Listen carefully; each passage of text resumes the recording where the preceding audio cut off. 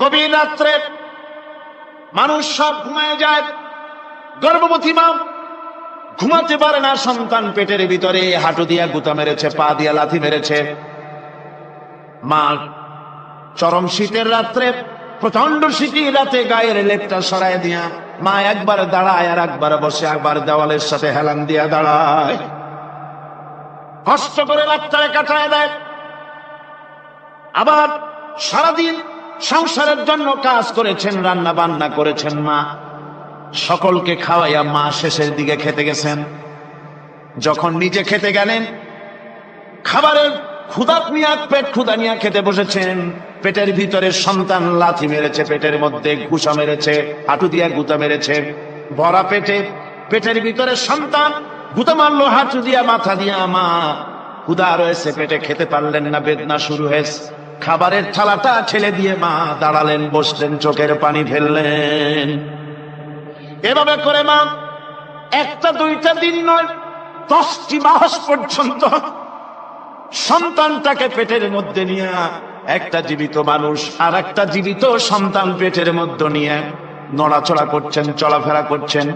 কিতাবের মধ্যে এসেছে, রাতের বেলায় মা যে ঘুমাতে পারেন না, সন্তানের নড়াচড়ার কারণে রাতভর ইবাদত করলে যত সওয়াব পাওয়া যেত, আল্লাহ ওই সওয়াব মায়ের আমলনামায় লিখে দেন। সন্তান পেটে থাকার কারণে খেতে পারে না, পেট ভরে ক্ষুধায় কষ্ট পায় মা, এই জন্যে 10 মাস ধরে রোজা রাখলে যে সওয়াব হতো, আল্লাহ রাব্বুল আলামিন মায়ের আমলনামায় রোজার সওয়াব লিখে দেন। 10 মাস পুরে গেল, সন্তান ডেলিভারির সময় চলে এলো। মায়ের মন বিমর্ষ, সন্তান ডেলিভারি হবে, না জানি মরে যাই নাকি, না জানি অপারেশন লাগে নাকি, কি অবস্থা হবে। মা খেতে পারে না, মুখটা শুকায়া যায়। ডেলিভারির সময় যখন আসে, মা বাবার কাছ থেকে বিদায় নিয়ে যায়, স্বামীকে একান্তে গোপনে ডেকে নিয়ে বলে, প্রাণের স্বামী, দীর্ঘদিন একসঙ্গে ঘর কন্যা করেছি, অপরাধ হয়ে যেতে পারে, আমারে মাফ করে দিও। আমার মনে হয় এবার আমি আর বাঁচবো না, সংসার থাকলো, চাবি থাকলো, সব বুঝে নাও, আমারে মাফ করে দিও। মা চলে গেল সতিকা গৃহে, ক্লিনিকে চলে গেল, অপারেশন থিয়েটারে চলে গেল, অথবা ডেলিভারির জায়গায় চলে গেল। ডেলিভারির পেইন শুরু হয়ে গেল, বেদনা শুরু হয়ে গেল। এক একটা বেদনা যেন মায়ের এক একটা মৃত্যু যন্ত্রণা শুরু হয়ে যায়। এমন যন্ত্রণা, প্রসব বেদনা দুনিয়ার ভুক্তভোগী মা ছাড়া আর কেউ জানে না। এই চরম বেদনার ভেতর দিয়ে, চরম কষ্টের ভিতরে মা যখন একটা বাচ্চা প্রসব করলো, জিহাদের ময়দানের মতো মা রক্তাক্ত হয়ে গেলেন, সন্তান দুনিয়া এলো। মা তখন অস্থির থাকেন, এত বড় বিরাট কষ্টের ভিতরে। আল্লাহ রাব্বুল আলামিন বলেন, সন্তান যখন ডেলিভারি হয়ে গেল, মায়ের মনের ভিতরে আমি তখন এই ফিলিংস, এই টেন্ডেন্সি জাগ্রত করে দিই, দেখ কি হয়েছে। মা তখন দেখতে চায় কি হয়েছে। মায়ের সামনে যখন এত কষ্টে, হৃদয় রিংরণ, কলিজার 32টি নাড়ি ছেঁড়া যন্ত্রণা আর সন্তান যখন মায়ের চোখের সামনে আসে, আল্লাহ পাক বলেন, মা যখন তার ছেলের মুখের দিকে তাকায়, মেয়ের মুখের দিকে তাকায়, আল্লাহ বলেন 10 মাসের পেটে ধরা কষ্ট আর ডেলিভারির সব কষ্ট মায়ের মন থেকে মুছে ফেলে দেই। আল্লাহ রাব্বুল আলামিন বলেন, খবরদার দুনিয়ার মানুষ, এমন মায়ের সাথে নাফরমানি করবি না, এ মায়ের সাথে নাফরমানি করবি না, মাকে সম্মান করবি, মার কাছে দোয়া চাবি। দুনিয়ায় যদি সম্মান চাও, রিজেক্ট চাও, মায়ের পায়ে ধরে কাঁদো। মায়ের জাতি অনেক সম্মান তার। রাসূল করিম সাল্লাল্লাহু আলাইহি সাল্লামকে প্রশ্ন করা হয়েছে, হুজুর খেদমত করবো কার? হুজুর কয় মায়ের। তারপরে কার? হুজুর কয় মায়ের। তারপরে কার? হুজুর বলেন মায়ের। তারপরে কার? তোমার পিতা। 3 গুণ। তোর মায়ের মর্যাদা 3 গুণ বেশি, তোর বাবার চাইতে মর্যাদা বেশি। সুবহানাল্লাহ পড়ে। আর আজকে ইসলামের শত্রুরা তারা বলে যে ইসলাম নারীর অধিকার আদায় করে না। নারীর অধিকার ইসলাম দেয় নাই তো কে দিয়েছে? আমার বন্ধুগণ, বিশ্বনবী জনাবে মুহাম্মদ রাসূলুল্লাহ সাল্লাল্লাহু আলাইহি ওয়াসাল্লাম মসজিদে নববীর ভিতরে বসে আছেন। এক বৃদ্ধা মহিলা মসজিদের মধ্যে প্রবেশ করলেন। হুজুর বৃদ্ধাকে দেখে দাঁড়ায় গেলেন, বিশ্ব নবী বুড়ি মেয়ে লোককে দেখে দাঁড়ায় গেলেন। আল্লাহ নবী বুড়িকে দেখে দাঁড়ালেন। বুড়ি তখন কাছে এলেন, আল্লাহর নবী নিজের গায়ের চাদর বুড়ির জন্য বিছায়া দিলেন। বুড়ি বসলেন। এরপরে কথাবার্তা সারার পর বুড়ি যখন বিদায় হবেন, হুজুর আবার দাঁড়ালেন। বুড়ি মহিলা চলে গেলেন। সাহাবায়ে কেরাম বলেন, ইয়া রাসূলুল্লাহ, কিছুই বুঝলাম না, একজন বৃদ্ধা মহিলার জন্য বিশ্ব নবী দাঁড়ান আর গায়ের চাদর বিছান, আমরা বড় আশ্চর্য হয়ে গেলাম। নবীজি বলেন, ও আমার সাহাবীরা, তোমরা জানো না এই মহিলা কি চিনতে পারো নাই?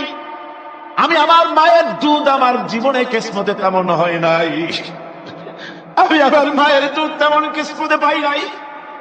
যার বুকে দুধ খেয়ে, যার কোলে কাখে চড়ে আমি বড় হয়েছি, আমার সেই দুধ মা, ইনি হযরতে হালিমাতুস সাদিয়া, আমার সেই দুধ মা।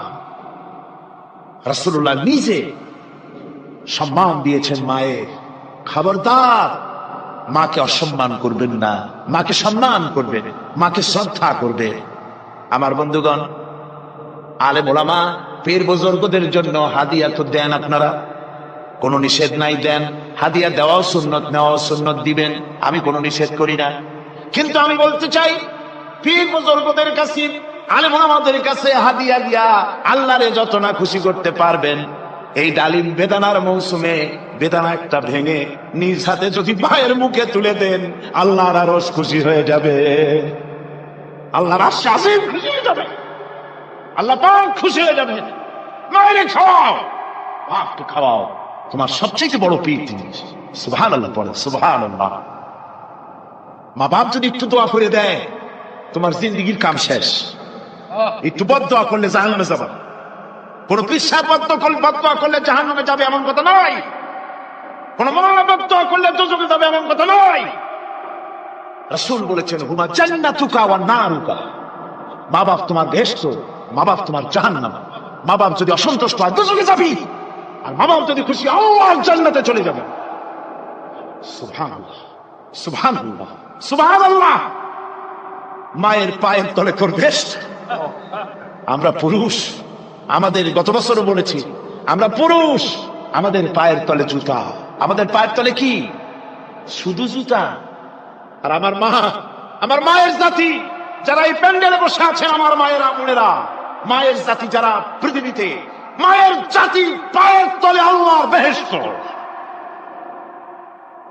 সুবহানাল্লাহ। নারীর মর্যাদা ইসলাম দেয় নাই, কে দিয়েছে?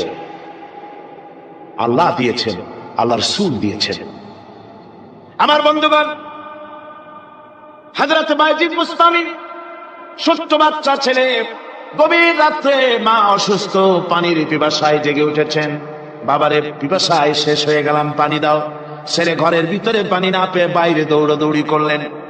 অনেক দূর থেকে পানি নিয়ে এসে দেখেন মা ঘুমায় গেছেন। পানি নিয়ে দাঁড়ানো, পৌষ মাস, মাঘ মাসের শীতের রাত, ফজরের সময় মায়ের ঘুম ভেঙে গেল। তাকিয়ে দেখেন বাইজিদ দাঁড়ানো, হাতে পানি থরথর করে কাঁপছে। জিজ্ঞাসা করে, বাইজিদ তুমি দাঁড়ানো কেন? ছোট্ট বাচ্চা বলে, মা পানি চেয়েছিলে তুমি গভীর রাত্রে, পানি ঘরে ছিল না, অনেক দূর থেকে আনতে হয়েছে। মা বলছে, ঘুমাও নাই কেন গ্লাস ছুঁয়া? বাচ্চা বলে, ঘুমাই নাই। তুমি যদি আবার পানি চাও, সময় মতো যদি দিতে না পারি, মা তোমার কষ্ট হবে, এই জন্য ফজর পর্যন্ত আমি দাঁড়ায় আছি, কখন তুমি পানি চাও। মা হাতের থেকে পানি নিয়ে পান করলেন। বাইজিদকে বিছানার উপরে আরাম করে কম্বল দিয়ে ঘুম পড়াইয়া দিলেন। হযরতে বাইজিদের মা উযু করে ফজরের নামাজ পড়ে সিজদায় চলে গেলেন। চিৎকার মেরে কেঁদে বলেন, আমার রব, আমার আল্লাহ, আমি আমার বাইজিদের মা, আমি মা হয়ে বাইজিদের জন্য দোয়া করি। বাইজিদ আমার জন্য আজকে যা করেছে, আমি মা, আমার কলিজা ঠান্ডা হয়ে গেছে। আয় আল্লাহ, আমি বাইজিদের জন্য দোয়া করি, তুমি তাকে সুলতানুল আরিফিন বানাইয়া দিও। মঞ্জুর হয়ে গেল আল্লাহ পাকের কাছে দোয়া। আমার ভাইরা, আল্লাহ পাক বলছেন, খবরদার, আমার ইবাদতের পরে মা বাপ, আল্লাহর ইবাদতের পরে কারা? মা বাপ। মা বাপকে সম্মান করো, শ্রদ্ধা করো, মোহাব্বত করো, কিসমত খুলে যাবে, কিসমত খুলে যাবে। মা বাপকে সম্মান করো। হযরত আবু হুরায়রা রাদিয়াল্লাহু তাআলা আনহু রাসূলের সামনে এসে কাঁদতেছেন। হুজুর বলছেন, আবু হুরায়রা কাঁদো কেন? কান্দো কেন? রাতের বেলা কান্দো কেন?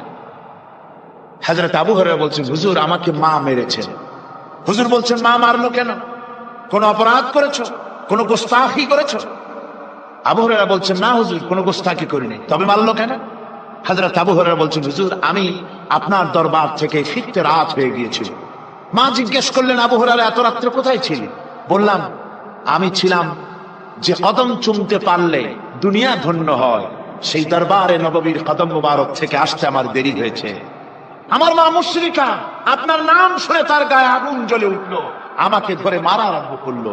বলল, হয় আমার বাড়ি ছাড়বি, আর না হয় মুহাম্মদ সাল্লাল্লাহু আলাইহি ওয়াসাল্লামের দরবার ছাড়বি। আমি বললাম, আমার মা, তুমি বুড়ি মানুষ, তোমার গায়ে যত শক্তি আছে সমস্ত শক্তি দিয়ে আমারে পিটাও, আমারে মারো। মারতে মারতে আমাকে বাড়ি থেকে তুমি বের করে দাও। তোমার বাড়ি শুদ্ধ, তামাম দুনিয়া ছেড়ে দিতে পারি, আল্লাহর নবীর কদম মোবারক ছেড়ে দিতে পারি না। তোমার মা তোমাকে মেরেছে, তুমি আমার কাছে নালিশ করছো? আমার তো এখানে ইন্টারফেয়ার করার কিছুই নেই।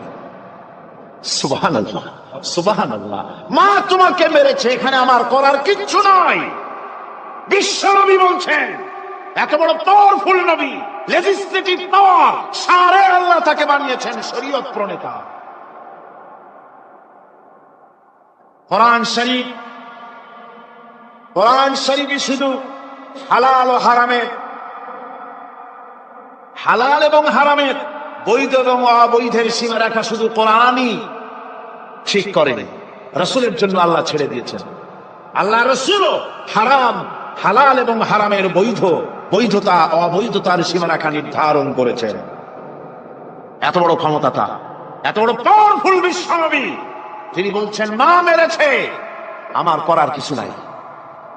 চিন্তা করেন কত বড় কথা, এ কথার লোড কত। হযরত আবু হুরায়রা বলেন, ইয়া রাসূলুল্লাহ, মা মাকে মেরেছেন, আমি আল্লাহর নবীর কাছে মায়ের বিরুদ্ধে নালিশ করতে আসি নাই।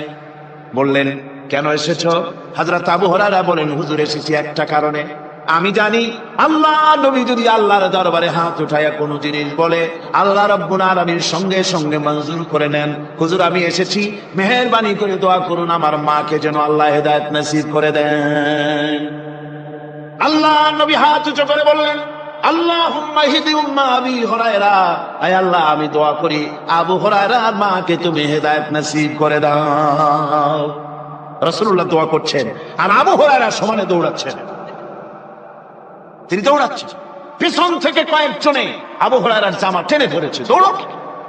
তাদের জানা আবু হুরায়রা খুব ভদ্রলোক মানুষ, কোন ঝোট ঝামেলার মধ্যে থাকে না, রাগ সাগ করে না, চিৎকার মারে না, দৌড় মারে না, এত ভদ্র শরীর, দৌড়ায় কে? না জানি কোন বিপদ বুঝি ঘটে গেছে। পিছন থেকে জামা টেনে ধরে বলে, দৌড়াও কেন? হযরত আবু হুরায়রা জামা সাহাবীর হাত থেকে ছিনিয়ে নিয়ে বলেন, জামা ছেড়ে দাও, আমাকে দৌড়াতে দাও। আমি দৌড়াইয়া বাড়িতে দেখতে চাই, আমি দৌড়াই আগে আমার বাড়ি পৌঁছতে পারলাম না, আমি যাওয়ার আগে আমার আল্লাহর নবীর দোয়া আমার বাড়ি পৌঁছে গেছে, আমি এইটা দেখতে চাই।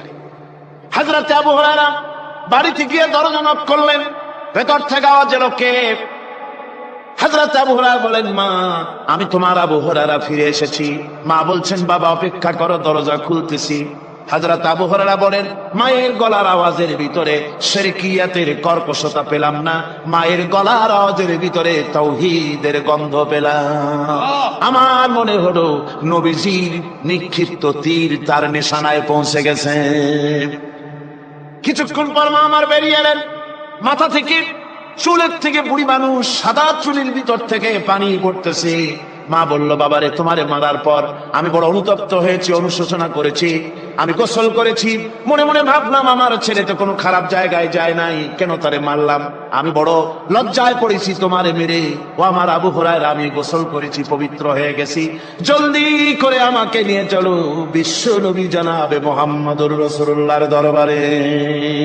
হযরত আবু হুরায়রার মা ঘোষণা করলেন, আশহাদু আল্লা ইলাহা ইল্লাল্লাহু ওয়াহদাহু লা শারীকা লাহু وأشهد أن محمدا عبده ورسوله।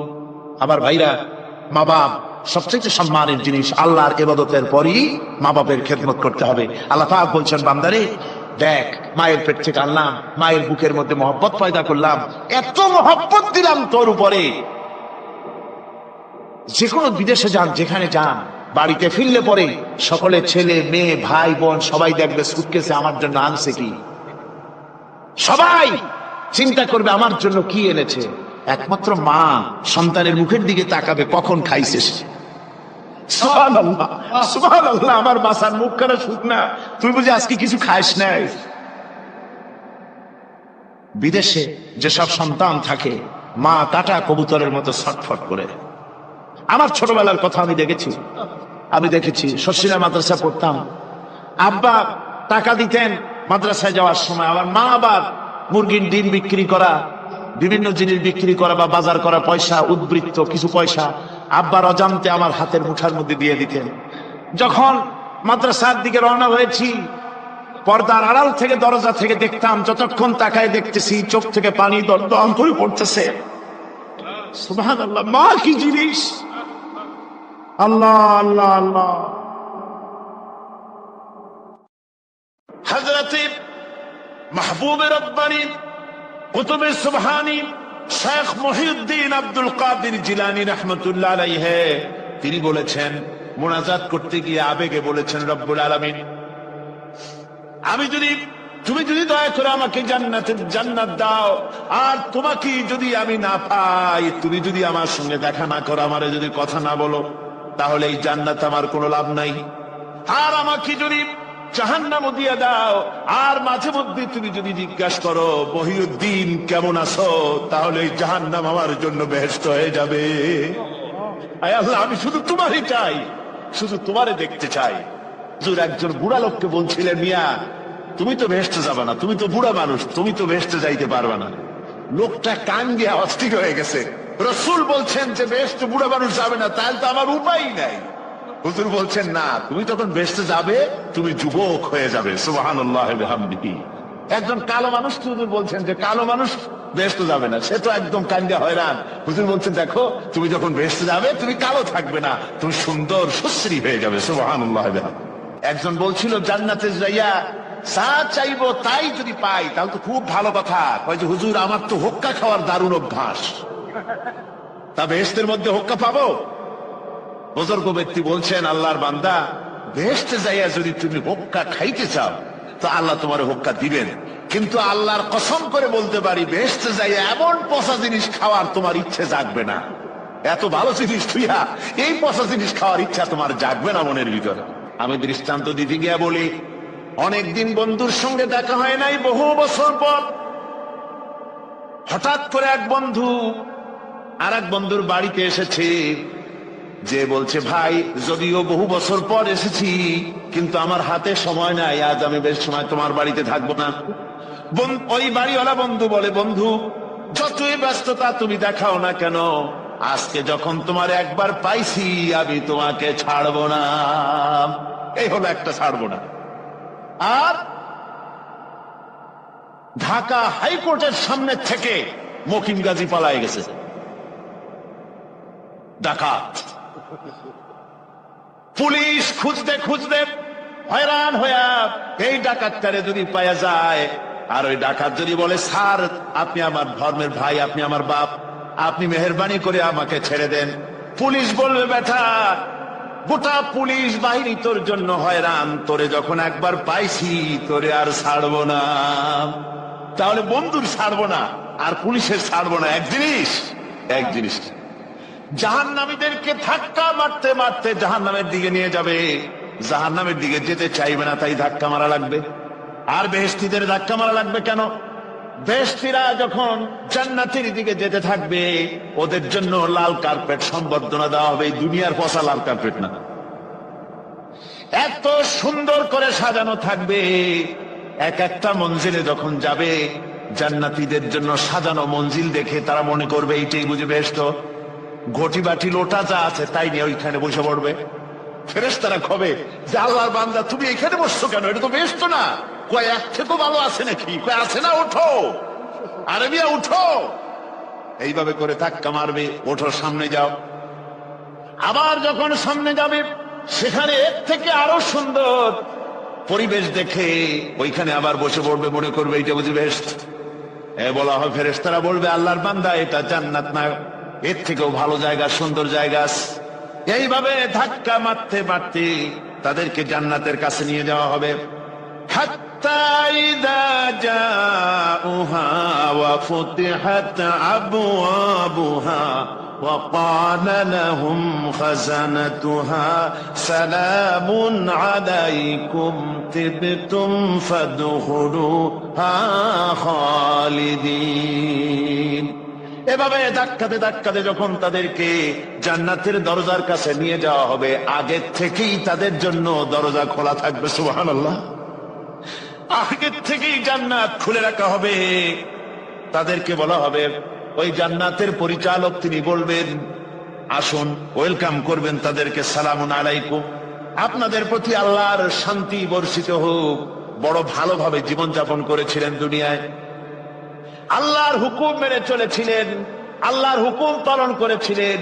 দুনিয়ার বুকে বড় অশান্তি, মানুষের নির্যাতন, মানুষের বদনামি, জেল জরিমানা, রাত জেগে তাহাজ্জুদের নামাজ পড়া, যাদের ময়দানে কষ্ট করে রক্ত দেওয়া, শহীদ হওয়া, কত কষ্ট করে আল্লাহর দ্বীন জমিনে কায়েমের চেষ্টা করেছেন, নিজের জীবনকে ভালো রেখেছেন, পবিত্র রেখেছেন। আজকে আপনার জন্য এই জান্নাত, ফাদখুলুহা খালিদিন, জান্নাতে প্রবেশ করুন এবং চিরকাল এই জান্নাতের ভিতরে থাকুন। আল্লাহ রাব্বুল আলামিন ওই জান্নাতের সবকিছু দান করে দেবেন তাদেরকে, বেহেশতের মধ্যে তারা পৌঁছে যাবে। আর এই বেহেশতে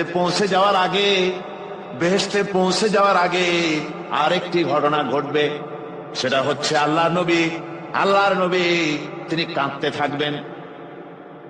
আল্লাহ রাব্বুল আলামিন বলবেন, নবী আপনি কাঁদেন কেন? আজকে তো আপনার কাঁদার দিন না, আজকে তো কাঁদার দিন না, কেন কাঁদেন? মাকামে মাহমুদ দিয়েছি, আপনাকে কাউসার দান করেছি, কেন কাঁদেন? নবীজি বলবেন, রব্বুল আলামিন আমি দেখতে পাচ্ছি মাঝে মাঝে ফেরেশতারা আমার উম্মত গুলিকে জাহান্নামের দিকে নিয়ে যাচ্ছে। আল্লাহ রাব্বুল আলামিন বলবেন, ও আমার নবী, ও আমার হাবিব, জান্নাতি উম্মত গুলি আর যদি আপনি বাছাই করে নেন। হযরত আয়েশা রাদিয়াল্লাহু তাআলা আনহা বলেছেন, একথা শোনার পরে আমি প্রশ্ন করলাম, ইয়া রাসূলুল্লাহ, ওই পরকালে কিয়ামতের ময়দানে অসংখ্য নবীদের মাঝে, অসংখ্য উম্মতের মধ্য থেকে আপনার জান্নাতি উম্মত আপনি কি করে বেছে নেবেন? হুজুর বলেন, আয়েশা, যদি কোন ঘোড়ার কপাল যদি থাকে সাদা, আর সাদা কপালওয়ালা ঘোড়াটা যদি অনেকগুলি ঘোড়ার মধ্যে হারিয়ে যায়, তাহলে সাদা কপালওয়ালা ঘোড়াটারে কি তার মালিক খুঁজে পাবে নাকি? হযরত আয়েশা বলেন, হুজুর অনায়াসে পাবে। হুজুর বলেন, কিয়ামতের দিন অসংখ্য মানুষের ভিতরে আমার জান্নাতি উম্মত আমি এইভাবে বেছে নেব, যারা দুনিয়ার ভেতরে নামাজ পড়েছে, ঈমান এনেছে, ঈমানদার ছিল, দ্বীনের কাজ করেছে, আল্লাহর সাথে নাফরমানি করে নাই, নামাজ পড়েছে সঠিকভাবে, আল্লাহর সঙ্গে নাফরমানি করে নাই, সঠিকভাবে দ্বীন পালন করেছে, তাদের চেহারার ভিতরে ঈমানের নূর চমকবে। ওই ঈমানের নূরের চমক দেখে দেখে আমার উম্মত গুলি আমি বাছাই করব। সেদিন ওই কিয়ামতের ময়দানে যারা নামাজ পড়ে না, রোজা রাখে নাই, বরং দ্বীনের সঙ্গে বিরোধিতা করেছে, আল্লাহর সঙ্গে নাফরমানি করেছে, ইসলামকে অস্বীকার করেছে, আল্লাহর দ্বীন যারা জমিনে কায়েম করতে চায় তাদের সঙ্গে বেয়াদবি করেছে, ওরা বলবে, হে রাসূল আমিও তো আপনার উম্মত, আমারও সুপারিশ করুন। আল্লাহ নবী বলবেন, ভেগে যাও, দূর হয়ে যাও, তুমি যদি আমার উম্মত হবে, তাহলে এসব উম্মতের মতো ঈমানের নূরের চমক তোমার ভিতরে আমি দেখতে পেতাম। ওই হাসরের ময়দানে আল্লাহ নবী যদি বলেন, তুমি আমার উম্মত নও, ভেগে যাও, এর থেকে অসহায়, এর থেকে এতিম অবস্থার মানুষের জন্য কিছু হতে পারে না। আল্লাহ এই দুরবস্থা থেকে আমাদেরকে যেন হেফাজত করেন। আল্লাহ রব্বুল আলামিন যেন আমাদেরকে নবীর সুপারিশ কিয়ামতের দিন আমাদের জন্য নসিব করে দেন, জোরে বলেন আমিন। আল্লাহ পাক জিজ্ঞেস করবেন, ও আমার বান্দারা, ও আমার জান্নাতি বান্দারা, আমি তোমাদেরকে যে সব ওয়াদা করেছিলাম সেই ওয়াদা মতো সব পাইছো কিনা? আমি ওয়াদা করেছিলাম আমার জন্য রাত জেগে যদি তাহাজ্জুদের নামাজ পড়ো, নামাজ রোজা হজ যাকাত যদি করো, আমার দিন কায়েমের জন্য যদি আন্দোলন করো, রক্ত যাও, আমার জন্য যদি কষ্ট করো, শহীদ হও, তাহলে আমি তোমাদেরকে জান্নাত দেব। যত আদা করছিলাম তা পেয়েছো কিনা? জান্নাতীরা বলবে ক্বালু নাআম, সব পেয়েছি, সব নিয়ামত পেয়েছি। আল্লাহ বলেন সব পাও নাই, ওয়ালাদাইনা মাজিদ, আমার কাছে আরো বেশি আছে, আমার কাছে আরো বেশি আছে, সব পাও নাই। জান্নাতীরা বসে থাকবেন, বুঝতে পারবেন না, এত নিয়ামত পেয়েছি, আল্লাহর কাছে আরো আছে। আল্লাহর নবী তখন মুখ খুলবেন, নবীজি বলবেন রব্বুল আলামিন, জান্নাতীরা বলতে সাহস পেতেছে না, সব পেয়েছে ঠিকই, কিন্তু যার জন্য গভীর রাতের আরামের ঘুমকে হারাম করে তাহাজ্জুদের নামাজ পড়েছে, যার জন্য স্ত্রী পুত্র পরিজনের মায়া পরিত্যাগ করে জিহাদের ময়দানে শহীদ হয়েছে, যার জন্য জেল খাটলো, জরিমানা দিল, যার জন্য নির্যাতিত হলো, সে আল্লাহ রব্বুল আলামিনকে তারা এখনো দেখে নাই। আল্লাহ রব্বুল আলামিন বলবেন, আমি আমার বান্দার সে আরজ পুরা, সে আরজি পুরা করব। আল্লাহ রব্বুল আলামিন তার সামনের থেকে সমস্ত নূরের পর্দাগুলি সরে যাবে, রব্বুল আলামিন তার বান্দার দিকে, বান্দার সামনে জালুয়া আফরোজ হবেন। আল্লাহ পাক কোরআনে কারীমের ভিতরে বলছেন, উজুহু ইয়াওমাইযিন নাযিরা ইলা রাব্বিহা নাযিরা। আমার বন্ধুগণ, বিপদ আসতে পরে কবরের কাছে যাওয়া নয়, বিপদ আসলে পরে মসজিদে যান, 2 রাকাত কাজায়ে হাজাতের নামাজ পড়েন। রাসূলুল্লাহ পড়েছেন, কাজায়ে হাজাতের নামাজ পড়েন, সিজদায় পড়ে গিয়ে আল্লাহর কাছে কাঁদেন, আপনার বিপদ আল্লাহ রব্বুল আলামিন দূর করে দিবেন। ঈমানদার যখন বিপদে জর্জরিত হতে থাকে, তখন সে ভেঙে পড়ে না, তখন অন্ধকারে, বিপদের অন্ধকার বিদীর্ণ করে আলোর এক প্রভা তার চোখের সামনে উদ্ভাসিত হয়ে ওঠে। সেটা কি? সেটা হলো আল্লাহ রাব্বুল আলামিনের বাণী, ফাইন্না মাআল উসরি ইউসরান, ইন্না মাআল উসরি ইউসরা। আল্লাহ পাক বলেন, জেনে রাখো, দুঃখ এবং কষ্টের সাথে রয়েছে সুযোগ আর সুবিধা, আর অসচ্ছলতার সাথে রয়েছে উদার সচ্ছলতা। জোরে কোন সুবহানাল্লাহ। কাজে ভয় পাওয়ার কারণ নাই, হতাশ হওয়ার কারণ নাই, মন আশায় বুঝ বেঁধে রাখো। গুনাহ করেছো, হতাশ হয়ো না, আমার আল্লাহ হচ্ছেন এমন আল্লাহ। আল্লাহ রাব্বুল আলামিন ডাকেন, এ বান্দা, খুন করেছিস ফিরে আয়, জিনা করেছিস ফিরে আয়, হত্যা করেছিস ফিরে আয়, চুরি করেছিস ফিরে আয়, কুফরি করেছিস ফিরে আয়, সুদ খেয়েছিস, ঘুষ খেয়েছিস, মদ খেয়েছিস, ফিরে আয়, এসে আমার দরবারে চোখের পানি ফেল, আমার দরবারে কাঁদাকাটি কর। ইন্নাল্লাহা ইয়াগফিরুয যুনুবা জামিআ ইন্নাহু হুয়াল গফুরুর রহিম। আমার দরবারে চোখের পানি ফেলে কাঁদ, আমি রব্বুল আলামিন জিন্দেগীর গুনাহ মাফ করে দেব। সুবহানাল্লাহ কর, সুবহানাল্লাহ কর। আমার কাছে কাঁদ, চোখের পানি ফেল। আল্লাহ রাব্বুল আলামিনের কাছে বান্দা 2টা ফোঁটা বেশি প্রিয়। একটা হলো জিহাদের ময়দানে যে রক্ত ফোঁটা দেওয়া হয়, এটা আল্লাহর কাছে প্রিয়। আর আল্লাহর ভয়তে গুনার জন্য লজ্জা করে, অনুশোচনা করে বান্দা যখন চোখের পানি ছেড়ে দেয়, আল্লাহর কাছে এটা অত্যন্ত প্রিয়। নবীজি বলেছেন, বান্দা যখন গুনার ভয়তে, আল্লাহর ভয়তে, জাহান্নামের ভয়তে অনুশোচনা করে যখন চোখ দিয়া পানি ছেড়ে দেয়, ওই চোখের পানি নাকের অর্ধেক আসতে না আসতে আল্লাহ রাব্বুল আলামিন বান্দারে মাফ করে দেন। আল্লাহ বরদাস্ত করতে পারেন না যে বান্দা কান্দে। আমার ভাইরা, আল্লাহ রহমত, এই পৃথিবীতে আল্লাহর রহমতকে 100 ভাগ করা হয়েছে। আল্লাহর রহমতের কত ভাগ? এই 100 ভাগের 1 ভাগ সারা পৃথিবীতে ছড়াই দেওয়া হয়েছে। আর 99 ভাগ কার কাছে? আল্লাহর কাছে। এজন্য আল্লাহ রাব্বুল আলামিন বলেছেন, নাব্বি ইবাদি আন্নী আনাল গফুরুর রহিম। ও আমার নবী, সুসংবাদ দিয়ে দাও, বান্দাদেরকে শোনায় দাও যে আমি আল্লাহ তাআলা ক্ষমাশীল আর দয়াবান। আমার আল্লাহ রাব্বুল আলামিন বলেন, ওয়া ইযা সালাকা ইবাদি আন্নী ফাইন্নী করিব। ও আমার হাবিব, আমার বান্দা আমার ব্যাপারে প্রশ্ন করে, আমি বান্দার একদম নিকটে। কোরআন শরীফের ভিতরে যত জায়গায় রাসূলকে বলা হয়েছে সুয়ালের কথা, আপনাকে প্রশ্ন করা হয়, আল্লাহ তার জবাব কুল এই কথা বলে জবাব দিয়েছেন। যত জায়গায় সুয়াল এসেছে, যেমন কোরআনে কারীমের মধ্যে আল্লাহ পাক বলেন, ওয়া ইয়াসআলুনাকা আনিল মাহিদ, মেয়েদের হায়েজ সম্পর্কে জিজ্ঞাসা করা হয়। কুল হিয়া আযা, হে নবী আপনি বলুন। এভাবে করে কুল দিয়ে জবাব দাও। আবার প্রশ্ন করা হচ্ছে, ওয়া ইয়াসআলুনাকা আনিল আনফাল, এই গনিমতের মাল সম্পর্কে হুজুর আপনাকে, হে নবী আপনাকে প্রশ্ন করা হয়। আল্লাহ কুল দিয়া জবাব দিলেন। আল্লাহ বলেন আপনি বলেন। ওয়া ইয়াসআলুনাকা আনিল খামরি ওয়াল মাইসির, আল্লাহ পাক বলেন নবী আপনারে প্রশ্ন করা হয়, কুল ফীহিমা ইসমুন কাবীর, আল্লাহ কুল দিয়া বললেন তুমি বলো।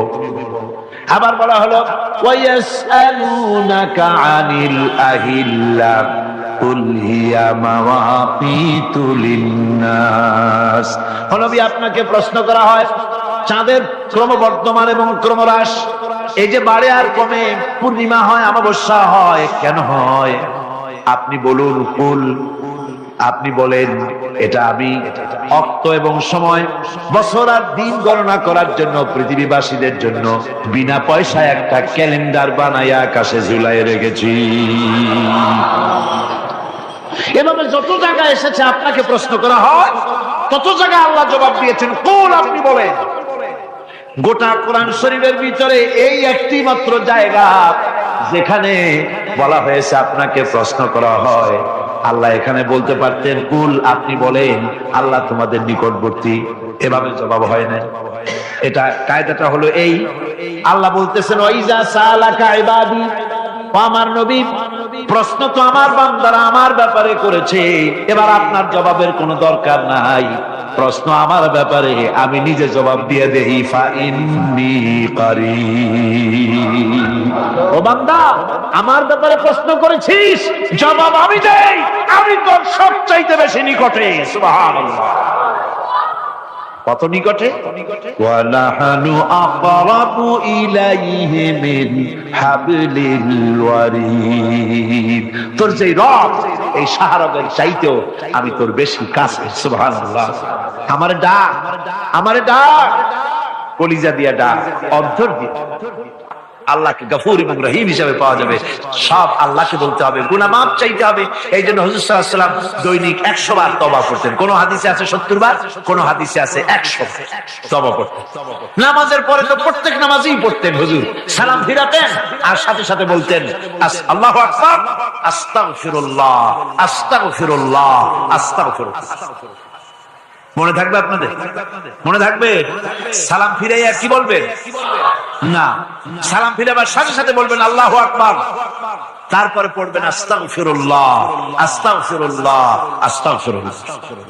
তওবা করবেন, আল্লাহর কাছে সব সময় গুনাহ মাফ চাইতে থাকবেন, বিনীত থাকবেন, আল্লাহকে পাওয়া যাবে, তাকে রহিম হিসেবে পাওয়া যাবে।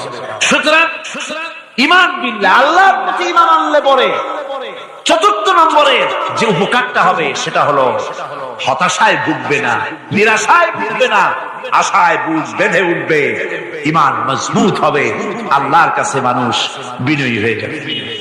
এবার পঞ্চম নম্বরের উপকার আমি বলছিলাম, ঈমান বিল্লাহ, আল্লাহর প্রতি ঈমান আনলে পরে অসংখ্য উপকার হয়, অসংখ্য বৈশিষ্ট্য আছে। এর 6টা উপকারের কথা আমি বলবো। কয়টা? অসংখ্য উপকারের ভিতরে প্রধান 6টি উপকারের কথা বলবো। এর বললাম কয়টা? 4টে বলছি। এবার বলো পঞ্চম উপকারের কথা। আল্লাহর প্রতি আপনি পূর্ব পশ্চিমে কতবার মুখ ঘোরালেন, এটাই কিন্তু আপনার আসল সৎ কাজ নয়। আসল সৎ কাজ হলো আল্লাহর প্রতি ঈমান আনা। এই ঈমানের ব্যাপারে 3টা দিন আমরা পার করে দিলাম, এখনো কথা শেষ হয় নাই। আল্লাহর প্রতি ঈমান আনলে পরে যে উপকারটা হবে 5ম নম্বরে, সেটা হলো কঠোর এবং কঠিন বিপদের ভিতরে বান্দার ভিতরে অবিচলতা এবং ধৈর্যের সৃষ্টি হয়ে যাবে। আলহামদুলিল্লাহ। কঠিন বিপদ মুসিবত আসতে পারে, সে অবিচল থাকবে।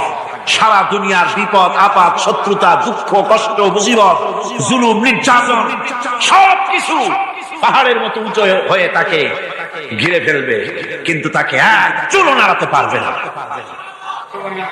কারণ হচ্ছে আল্লাহ রাব্বুল আলামিন বলেছেন, ইউরিদুনা লিইউতফিউ নূরাল্লাহি বিআফওয়াহিহিম ওয়াল্লাহু মুতিম্মু নূরিহি ওয়ালাউ কারিহাল কাফিরুন। ওরা চায় মুখের ফু দিয়ে আমার আলোকে নিভিয়ে দেবে, কিন্তু আমি আমার আলোকে পূর্ণতা দান করব। তাতে কাফের বেঈমানদের কলিজায় যত জ্বালা যন্ত্রণা হোক, আমার দিন কেউ মিটাই দিতে পারবে না। সুবহানাল্লাহ। সুতরাং বিপদে অবিচলতা আসবে, সে অটল হবে, মজবুত হবে। কোরআনে কারীম বলতেছে, ওয়া কাযালিকা জাআলনা লিকুল্লি নাবিয়্যিন আদুওয়াম মিনাল মুজরিমিন। এই পৃথিবীতে এমনি করে আমি সকল নবীদের শত্রু বানিয়েছি, সব পাপিষ্ঠ অপরাধীদেরকে। নবীদের সাথে বিরোধিতা করেছে কারা?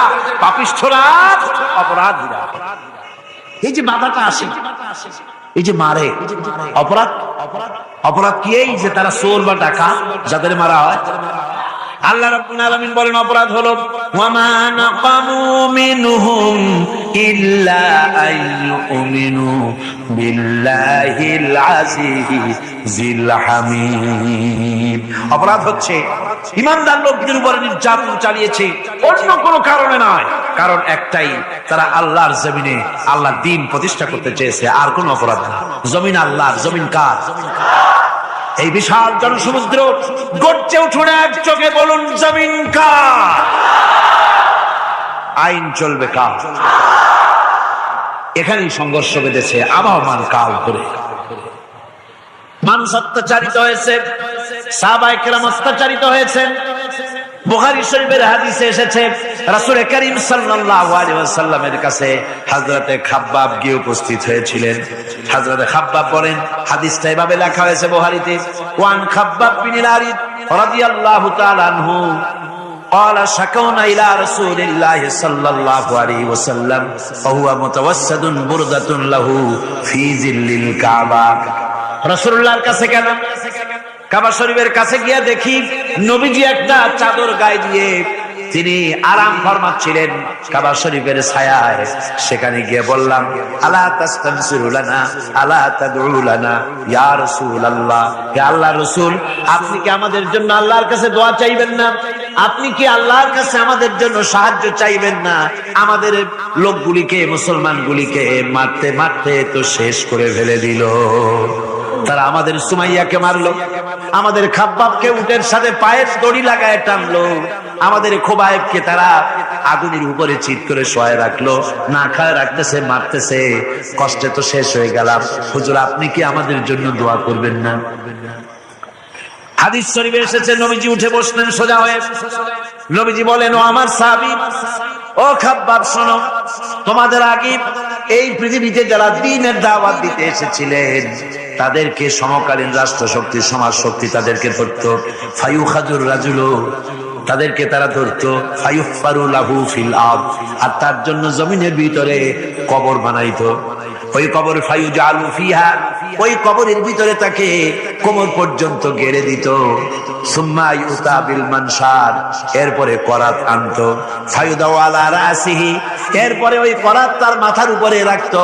ফায়ুজালু নিসফাইন, এরপরে করাত দিয়া চিরে জীবিত করে ফেলে দিত। মা ইয়াসুদ্দুহু যালিকা আন দীনিহি, ও আমার খাব্বাব, এত কষ্ট দেওয়ার পরেও সেই যুগের কোন মুসলমানকে, দ্বীনের দায়ীদেরকে আল্লাহর দ্বীন থেকে এক চুলো তারা সরাই দিতে পারে নাই, এক চুলো সরাতে পারে নাই।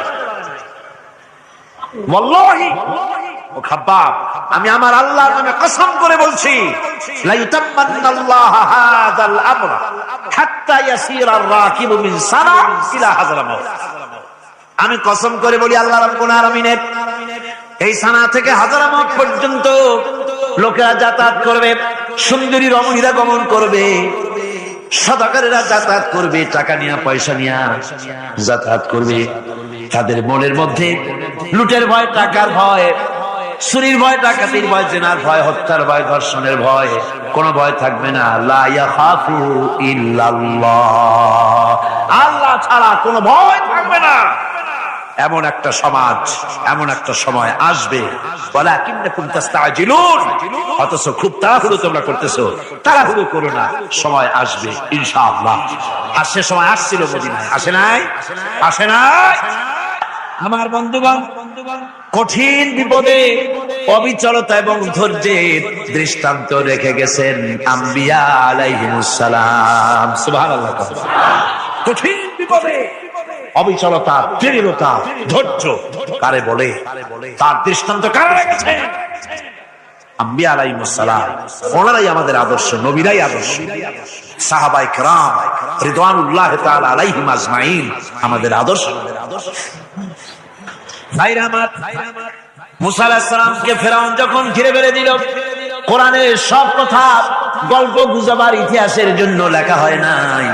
কোরআনের মধ্যে যা লেখা হয়েছে সব বান্দাদের উপদেশের জন্য, যাতে করে লোকেরা চিরটা কাল এর থেকে উপদেশ নিয়ে নিজেদের তৈরি করতে পারে। জোরে বলেন সুবহানাল্লাহ। মুসা আলাইহিস সালামের কথা আল্লাহ বলেন, ফেরাউন তাকে ঘিরে ফেলে দিল, পালাবার রাস্তা নাই।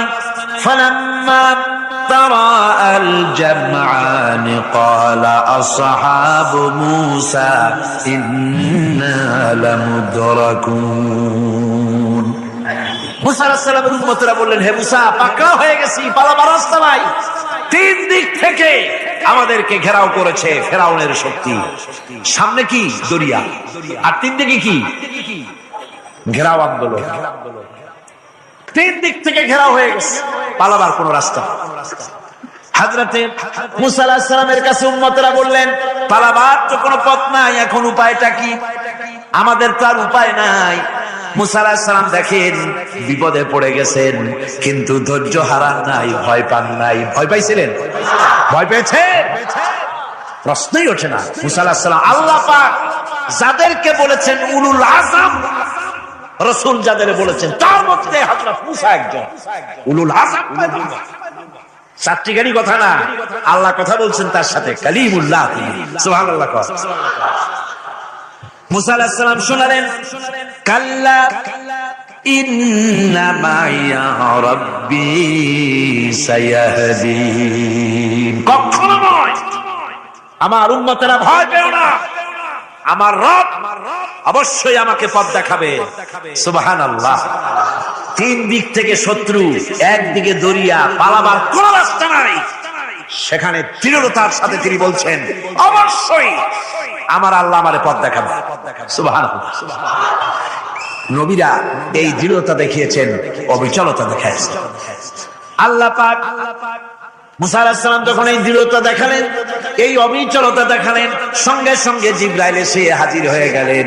আল্লাহ পাক বলেন, ফাআওহাইনা ইলা মুসা আন আদরিব বিআসাকাল বাহরা ফানফালাকা ফাকানা কুল্লু ফিরকিন কাত্তাউদিল আযীম। মুসা আলাইহিস সালামকে আমি ওহী নাযিল করলাম, তাকে বললাম হাতে যে লাঠি আছে, এই লাঠি দিয়ে আঘাত করো দরিয়ার উপরে। দরিয়ার উপরে আঘাত করলেন, একটা রাস্তা হয় নাই, 12টা রাস্তা তৈরি হয়ে গেল। আর দেওয়ালগুলা পাহাড়ের মতো উঁচা হয়ে গেল। দরিয়ার ভিতরে পাহাড়ের মতো উঁচা, মজবুত, 12টা রাস্তা। এবার মুসা আলাইহিস সালাম তার দলবল নিয়ে চললেন। আল্লাহ রাব্বুল আলামিন বলেন, وأنجينا موسى ومن معه أجمعين। মুসা এবং তার সাথী সঙ্গীদেরকে আমি পার করে দিলাম। মুসা আলাইহিস সালাম এবং তার সাথী সঙ্গী নিয়ে যখন দরিয়ার মাঝখানে আসছে, ফেরাউন তার দলবল নিয়ে এসে গেছে। আসে দেখে নদীর মধ্যে রাস্তা, বাবা উক্ত কায়দা, ওর লোকজন নিয়ে নেমে গেছে দরিয়ার ভিতরে। ও আসছে মাঝখানে, মুসা আলাইহিস সালাম চলে গেছেন ওপার, দরিয়া পার। মাঝখানে যখন এসে গেল, আল্লাহ রাব্বুল আলামিন পানিকে অর্ডার করলেন কুন। আল্লাহর তো বটন টেপা লাগে না, মুখ দিয়া কোনো হুকুম করা লাগে না, শুধু বলেন কুন। যে ব্যাপারে কুন বলেন ফায়াকুন, সাথে সাথে হয়ে যায়। আল্লাহ বললেন কুন, আর অমনি রাস্তা বন্ধ হয়ে গেল। এবার তুফান শুরু হয়েছে নদীতে, ঢেউয়ের উপরে ঢেউ, মৌজুন কাল জিবাল, পাহাড়ের মতো উঁচু হয়ে হয়ে ঢেউ আসতেছে। দলবল ঘোড়া আর অস্ত্রপাতি যা ছিল সব মরে শেষ।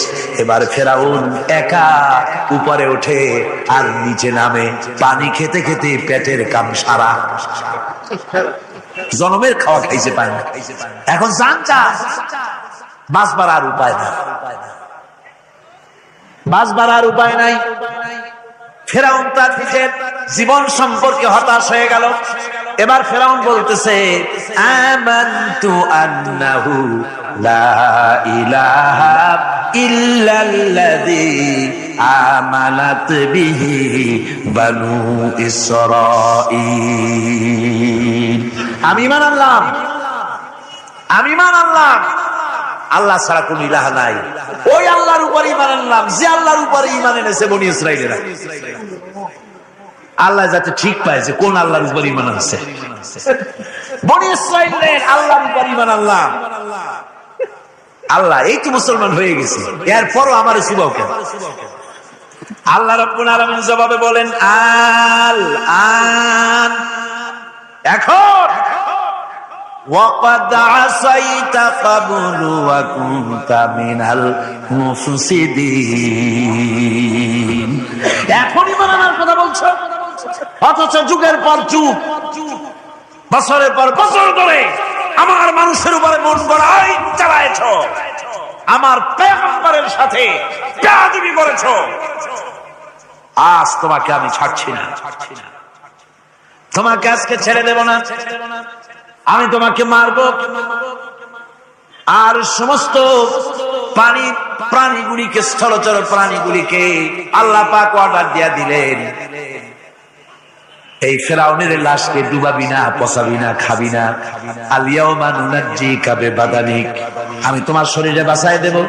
পোকে খাবে না, পানিতে পচবে না, মাছে খাবে না, কুমিরে খাবে না, দুনিয়ার কোন পশুতে খাবে না। আমি তোরে শুটকি বানাইয়া রাখবো, যাতে করে দুনিয়ার সমস্ত